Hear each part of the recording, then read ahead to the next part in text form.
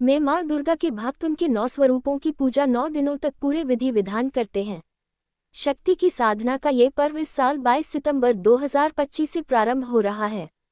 नवरात्रि के पहले दिन जिस कलश स्थापना के साथ माँ भगवती की साधना शुरू होती है, उसकी विधि, शुभ मुहूर्त और धार्मिक महत्व जानने के लिए जरूर पढ़ें ये लेख। नवरात्रि के पहले दिन कब और कैसे करें घट स्थापना, जाने कलश पूजा की पूरी विधि और शुभ मुहूर्त। नवरात्रि के पहले दिन कब और कैसे करें घट स्थापना, जाने कलश पूजा की पूरी विधि और शुभ मुहूर्त। शारदीय नवरात्रि में माँ दुर्गा के भक्त उनके 9 स्वरूपों की पूजा 9 दिनों तक पूरे विधि विधान करते हैं। शक्ति की साधना का ये पर्व इस साल 22 सितंबर 2025 से प्रारंभ हो रहा है।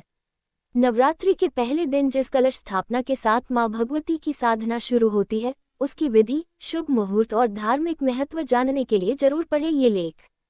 नवरात्रि के पहले दिन कब और कैसे करें घट स्थापना, जाने कलश पूजा की पूरी विधि और शुभ मुहूर्त। नवरात्रि 2025 नवरात्रि के पहले दिन कलश स्थापना की विधि और मुहूर्त। हर साल आने वाला शारदीय नवरात्रि का पर्व माँ दुर्गा की भक्ति और शक्ति का प्रतीक होता है। शक्ति की साधना के इस पावन पर्व में देवी के 9 रूपों की पूजा होती है और घर घर में माँ भगवती के स्वागत की तैयारी होती है। नवरात्रि के पहले दिन घट स्थापना के साथ इस महापर्व की शुरुआत होती है। साल 2025 में शारदीय नवरात्रि की शुरुआत 22 सितंबर 2025 सोमवार से हो रही है। आइए जानते हैं कि नवरात्रि के 9 दिनों की देवी साधना शुरू करने के लिए कब और कैसे घट स्थापना करें, ताकि पूरे साल देवी दुर्गा की हम पर कृपा बनी रहे। घट स्थापना की तिथि और समय। पंचांग के अनुसार शुक्ल पक्ष की प्रतिपदा तिथि 22 सितंबर की रात 1:23 बजे शुरू होगी और 23 सितंबर की रात 2:55 बजे तक रहेगी। सनातन मान्यताओं के अनुसार उदय काल में शुरू होने वाली तिथि ही मान्य होती है। इस तरह 22 सितंबर को ही घट स्थापना और मां दुर्गा की पूजा का दिन रहेगा।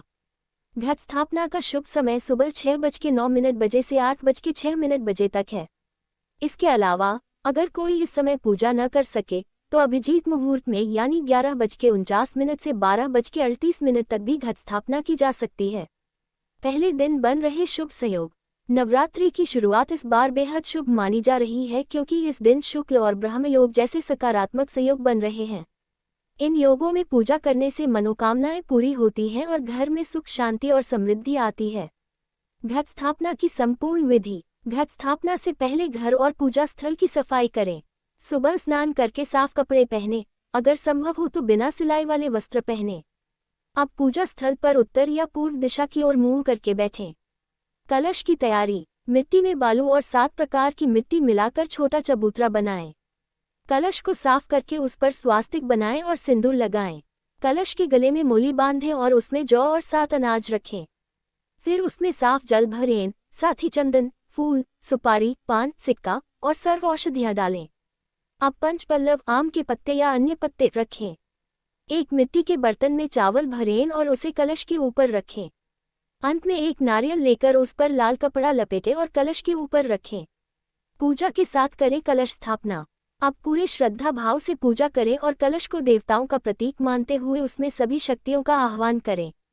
भगवान वरुण, देवी पृथ्वी, देवगण, वेद दिपाल सभी को कलश में आमंत्रित किया जाता है। ये प्रार्थना की जाती है कि नवरात्रि के 9 दिन कोई विघ्न न आए और पूजा सही ढंग से पूरी हो। देवी के आगमन की शुरुआत। कलश स्थापना के बाद से ही मां दुर्गा के 9 रूपों की पूजा का क्रम शुरू होता है।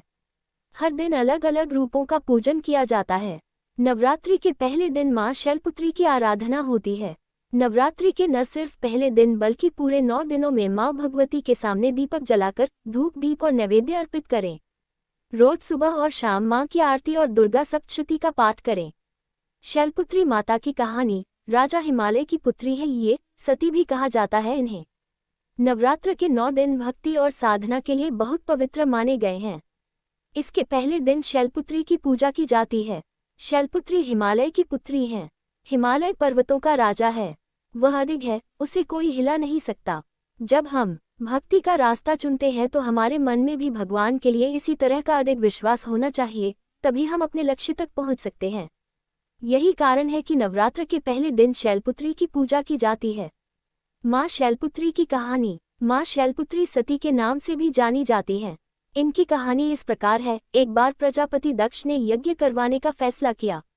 इसके लिए उन्होंने सभी देवी देवताओं को निमंत्रण भेज दिया, लेकिन भगवान शिव को नहीं।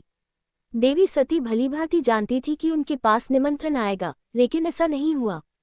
वो उस यज्ञ में जाने के लिए बेचैन थी, लेकिन भगवान शिव ने मना कर दिया। उन्होंने कहा कि यज्ञ में जाने के लिए उनके पास कोई भी निमंत्रण नहीं आया है और इसलिए वहां जाना उचित नहीं है। सती नहीं मानी और बार बार यज्ञ में जाने का आग्रह करती रही। सती के न मानने की वजह से शिव को उनकी बात माननी पड़ी और अनुमति दे दी। सती जब अपने पिता प्रजापित दक्ष के यहाँ पहुंची तो देखा कि कोई भी उनसे आदर और प्रेम के साथ बातचीत नहीं कर रहा है। सारे लोग मुंह फेरे हुए हैं और सिर्फ उनकी माता ने स्नेह से उन्हें गले लगाया। उनकी बाकी बहनें उनका उपहास उड़ा रही थीं और सती के पति भगवान शिव को भी तिरस्कृत कर रही थीं। स्वयं दक्ष ने भी अपमान करने का मौका न छोड़ा। ऐसा व्यवहार देख सती दुखी हो गई। अपना और अपने पति का अपमान उनसे सहन न हुआ और फिर अगले ही पल उन्होंने वो कदम उठाया जिसकी कल्पना स्वयं दक्ष ने भी नहीं की होगी। सती ने उसी यज्ञ की अग्नि में खुद को स्वाहा कर अपने प्राण त्याग दिए। भगवान शिव को जैसे ही इसके बारे में पता चला तो वो दुखी हो गए। दुख और गुस्से की ज्वाला में जलते हुए शिव ने उस यज्ञ को ध्वस्त कर दिया। इसी सती ने फिर हिमालय के यहाँ जन्म लिया और वहाँ जन्म लेने की वजह से इनका नाम शैलपुत्री पड़ा। शैलपुत्री का नाम पार्वती भी है। इनका विवाह भी भगवान शिव से हुआ। माँ शैलपुत्री का वास काशी नगरी वाराणसी में माना जाता है।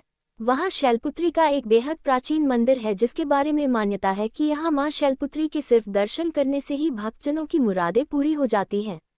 कहा तो ये भी जाता है कि नवरात्र के पहले दिन यानी प्रतिपदा को जो भी भक्त माँ शैलपुत्री के दर्शन करता है उसके सारे वैवाहिक जीवन के कष्ट दूर हो जाते हैं। चूंकि माँ शैलपुत्री का वाहन वृषभ है इसलिए इन्हें वृषारूढ़ा भी कहा जाता है। इनके बाएं हाथ में कमल और दाएं हाथ में त्रिशूल रहता है।